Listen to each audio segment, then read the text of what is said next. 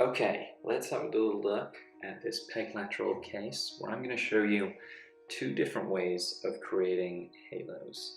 So first of all, silicone matrix goes in. I'm just marking out the outline of the teeth just so I've got an idea in my head of where I need to be layering my platal shell to.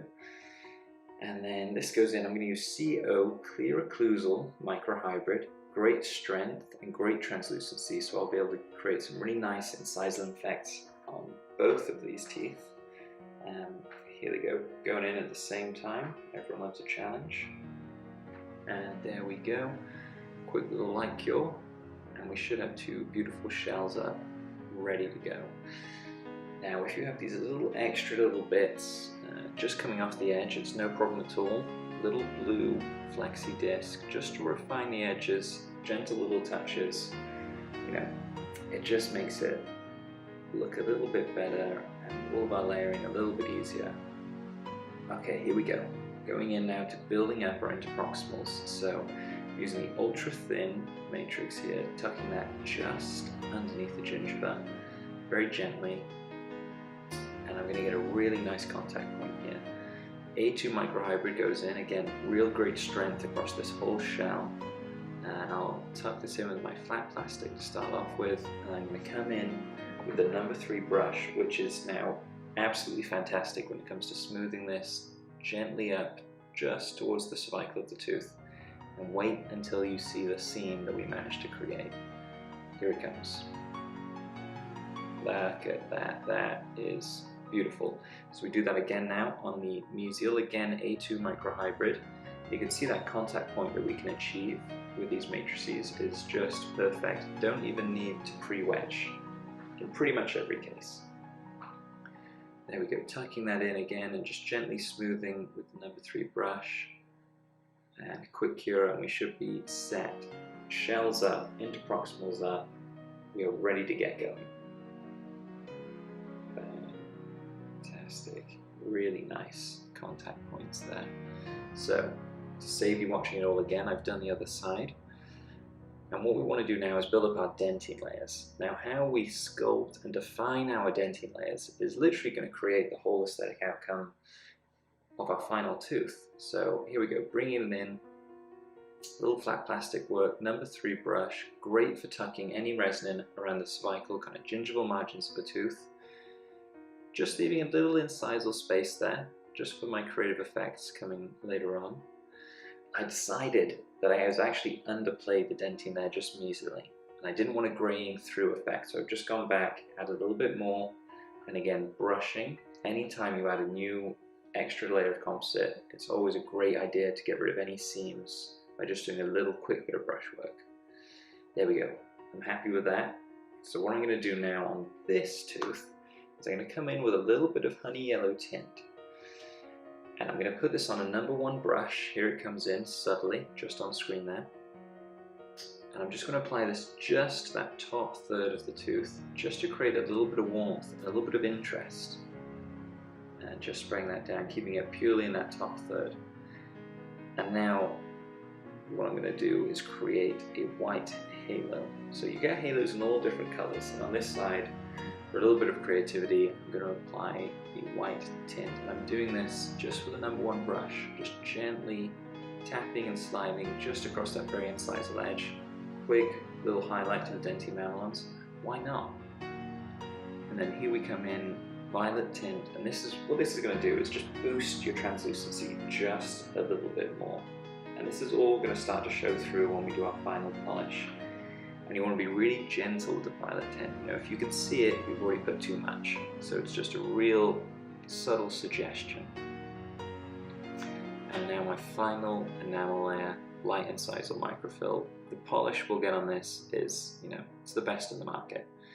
Applying that with my flat plastic, take off any excess from the incisal edge. Number 3 brush is my go-to choice weapon, just to smooth everything over, and we've already got a tooth there that's pretty much where we need it to be.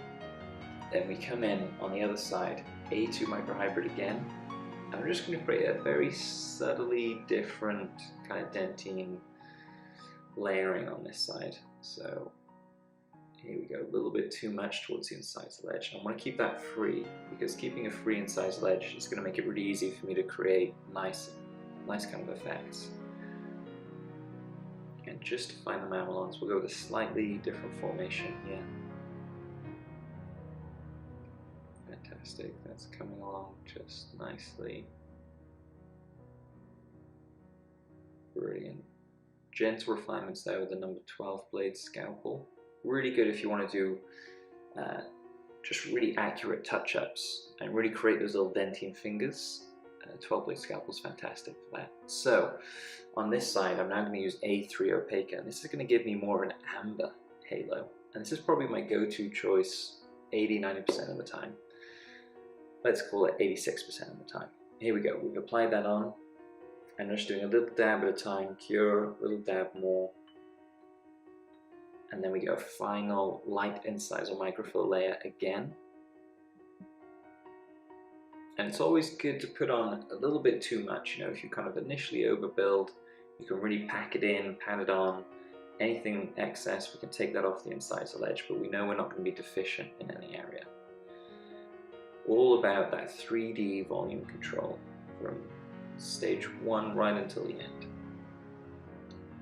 Okay, so now that we're in, we begin our finishing and polishing. So I'm just going to mark out some basic anatomy, see where my primary is, my line angles are, point out any little bits I need to fix. And I'm just going to come in here with my fine diamond burr and just begin to sculpt and form where I want that light to start hitting that tooth.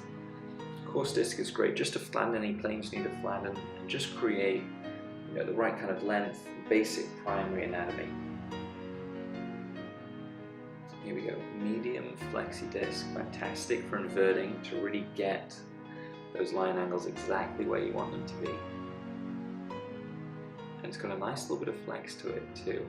And these discs won't scratch your composite at all. And that is the beautiful thing about the flexi discs. Here we go, just refining and checking my line angles now. That's looking a lot better for what I want it to be. Nice symmetry. So I'm going to come in now, secondary anatomy, little horizontal sweeps here. Little horizontal sweeps. And just tucking in the incisal edge, thinking of those 3 planes that the tooth has coming out from the gingiva and tucking in towards the incisal. There we go, creating my little depressions on each side. And once you've done that, you'll be left with little burr marks, and we don't want to keep burr marks on the tooth. So what we're going to do is soften that with our blue flexi. Fantastic. And it's just softening everything out. And I can use this kind of vertically and horizontally, and you just want to create that nice, smooth flowing surface. A little bit of flexi cup action as well will really soften everything. Just adding some little incisal details here, some little notches, you know. It's these little kind of details that will really help trick people into thinking that, you know, this isn't resonance, it's got to be a tooth because there's too many little details. Great, and then once we've got that, I'm just going to create a basic kind of polish here. And I'm just doing this with our pink flexi cup. 12 blade scalpel's amazing just for making sure you've got those seams around the gingiva perfect. And now that I've created that initial little shine, I can really see exactly how the light's hitting the tooth. So I'm just going to go back in and refine my secondary anatomy. And this little step back and forth, we can do 2 or 3 times, placing the anatomy, softening it out, and just checking the light's hitting it exactly where we want it to. And this is probably the most important part of the whole finishing and polishing process, because if you do this accurately, your actual final polish and gloss on the tooth surface will be immediate. It's all about creating that pre-polished surface that's really smooth, uniform, and just beautifully flowing. And there we go. And it's coming along really nicely on both sides. Just getting rid of any burr marks at all. Brilliant. And a little bit of pink flexi cup here. Again, that's going to bring me back up to quite a nice shine. And then once I've got this shine looking pretty good, I can come in and place some tertiary anatomy. So this is my horizontal pericomata. I'm just going to gently let this needle burr just ripple across that tooth surface, just horizontally, low RPM, real light touch on both sides. And just to check where I'm at, I'm going to do a quick little bit of FlexiBuff enamelize action. And you'll be able to see, do I have enough little pericomata, do I have too little, if I position them just in the right place. And then I'm going to probably go back in and do some extra little refinements.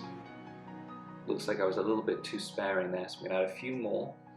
And then a real nice touch to do now is if you come back in, after doing this little step, you come back in with a blue flexi cut. You can actually take away and soften those areas of kind of natural high wear on a tooth, and it's going to leave your beautiful tertiary anatomy just in the depressions, which is exactly what you'll find on a natural tooth.